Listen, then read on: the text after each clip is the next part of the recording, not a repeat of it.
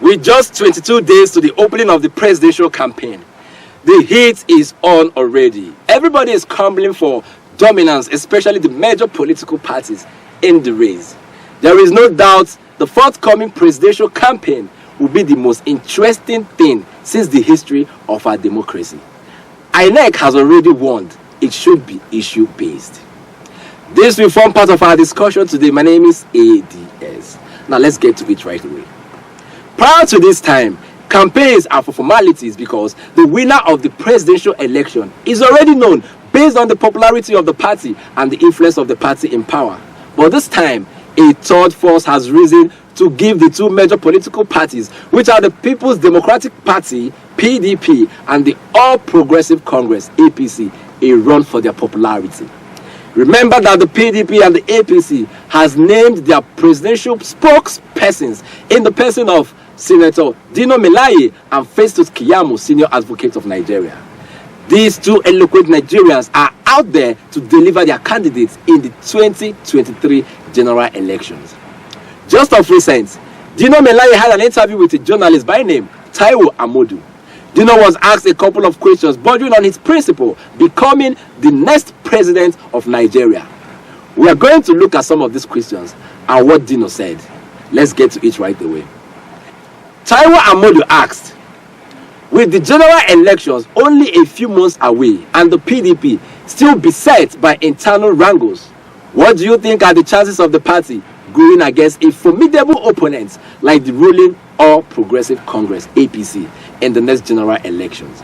Dino said, democracy is not easy and politics is about management of disagreements. So there is nothing unusual about what is happening in the PDP, and I will not call it crisis because it has not graduated to that level. There are a lot of misgivings as regards the presidential primary, which is normal and acceptable, but I assure you that in a matter of days, all those problems will be solved. They are domestic issues that will be tackled domestically, and it is not in any way going to impugn on our electoral advantage and capital.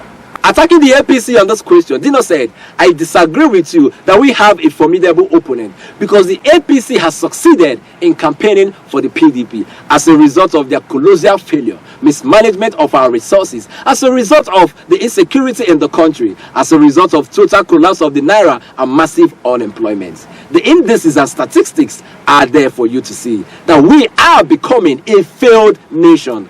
People are disenchanted and delusioned about the APC, even at the grassroots level. Everybody is just waiting for the APC to leave.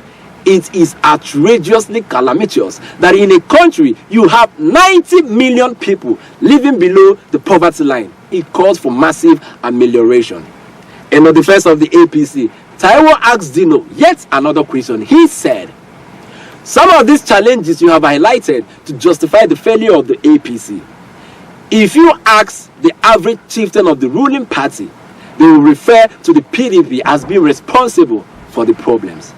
Now, Dino's response, he said, only a comparative analysis can vindicate the PDP. In 2015, when the APC took over from the PDP, a dollar exchanged for 210 naira. Today, a dollar is about 700 naira. This is pure comparative analysis. A loaf of bread in 2015 was 120 naira. Today is 800 naira. I bought diesel 180 naira per liter in 2015. Today is 800 naira. I flew economy to Lagos 23,000 naira in 2015. But today I am paying 100,000 naira for economy to Lagos. These are verifiable facts, and even the insecurity they are talking about was limited to only Yobe and Borno State at that time. Today, no part of the country is secured, not even the Federal Capital Territory, to the extent that the president is being threatened with kidnap. Anywhere you see bandits, kidnappers, insurgents looking stronger than the government, or the government doesn't seem to know how to handle the insecurity situations, automatically the government is involved. Well, this is democracy and everyone is entitled to their own opinion, including Dino Melaye. Taiwo yet asked another interesting question that made Dino make some revelations about the major opponent, Bola Ahmed Tinubu. The question is, what is Atiku's blueprint on the economy? Dino replied, he said, The solution from the Atiku camp is very simple. The agenda for economic reformation is very simple. Atiku is going to make sure that the gap between the black market price of dollar and the official price of dollar is bridged. Once there's a gap between the official rates of dollar and naira, and there is a gap between the official price and the black market price, we will continue to have problem with the economy. But Atiku is going to make sure that the price is the same. He is going to bridge the gap. Today, the difference is about 240 naira. Nowhere in the world can you get that. Number two, Atiku is going to diversify the economy. He will also make sure that an enabling environment is created for the private sector to thrive. Because all over the world today, government is a business, must be handled like a business.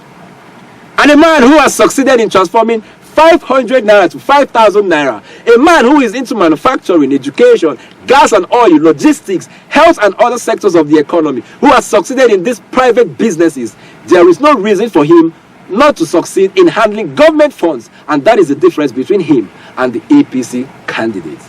The two of them are multi-billionaires. The difference is that Atiku is a billionaire with an enterprise. You can see him in manufacturing, logistics, banking, education, oil and gas. You can see him even in humanities. But Bola Ahmed Tinubu is a billionaire without an enterprise. This was getting confusing. So for clarity's sake, Taiwo asked for clarification. And Dino said, what can you associate with Tinubu? He even denied the ownership of Alpha Beta. The only two things he admitted he runs are the nation's newspaper and TVC. So we are talking about a Tinubu, a multi-billionaire without an enterprise, and Atiku, a billionaire with an enterprise who has succeeded, who is a major employer of labor in this country. Over the years, he has managed businesses into successes, and these businesses have grown to become intercontinental in nature.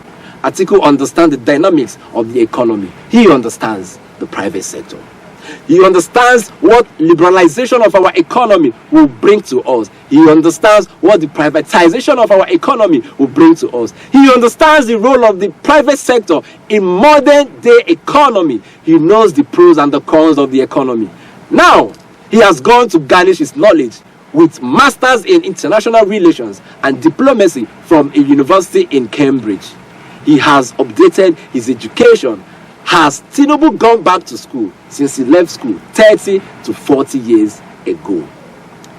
This is really getting interesting. Expect more of these interviews from your political spokespersons of both the PDP and the APC. I'm very sure this report has gotten to Festus Keyamo, and he is already putting fast together to reply Dino Melaye. We'll wait for that. Again, it's no longer news that the governor of Rivers State, Nyesom Wike, is having issues with the PDP since the party conducted its primaries to determine who becomes the presidential flag bearer. Governor Wike came second in that election, and when it was time for the presidential candidate, Atiku Abubakar, to pick a running mate, he looked down on the recommendation of the committee that was set up for this purpose, in which 14 out of 17 members of that committee recommended Governor Wike as his running mate. But rather, he chose the governor of Delta State, Ifeanyi Okowa. Now, Taiwo, relating the Wike PDP crisis, asked these questions. Would you say that the Rivers State governor, Nyesom Wike, is still with the PDP? What did Dino say? Dino said, I say it with every blood in my vein that Wike is a PDP man. He is not going to leave the party, and he is going to work with Atiku Abubakar, because I know that he is a man of honor. He is a man of his words. I was present at the National Convention where Wike held the microphone and said he was a PDP man 100%, and that whoever emerged there that day as the presidential candidate was going to have his support. Wike is 59, going to 60. He is a matured man. He is not going to eat his words. Now watch this video of Governor Wike at an event in Abia State, threatening to flog and crush the small boys. Who are the small boys? Maybe you will find out after watching this. Watch.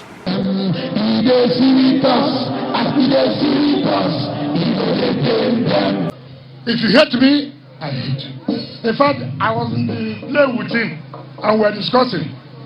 He said, why wouldn't I leave this thing for God? That's what he mean by that. Why are you overcrowding God? God has given me what it takes for me to crush these people, for me to crush my enemies. And you are telling me I should leave it for God. No, God has given me what it takes. God has so many things to do. That the ones I should do, that the ones I will call God. Now that I know I have the capacity to flog these small boys, flog them. You want me to go and leave it for God? I won't do that one. I'm going to flog them pepperly. Pepperly. So, anybody who does not understand that, let him know that I'm not going to wait at all. All those ones who are talking in my state, just calm down. Melembe. Governor Wike was in Aba to commission the Osisioma flyover on invitation by the state government Okezie Ikpeazu. He used that event to convey his message to the PDP. With what happened in that video, I do not think that Governor Wike is the right standing with the PDP. Nevertheless, we are in for the drama this season.